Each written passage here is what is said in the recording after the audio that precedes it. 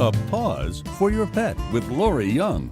Cold and flu season is upon us and our pets. Canine influenza is a newly emerging, highly contagious infectious disease that's caused by a flu virus in dogs. Once contracted, it starts with a cough, chest congestion, fever, anorexia, can cause pneumonia in some animals, but there is a vaccine called H3N8 which is available, followed by a booster 1 month later. If you notice any of these symptoms in your dog, get your pet to the vet. I'm Lori Young with A Paws for Your Pet. Brought to you by Beach Buddies Animal Hospital and Jersey Shore Pharmacy.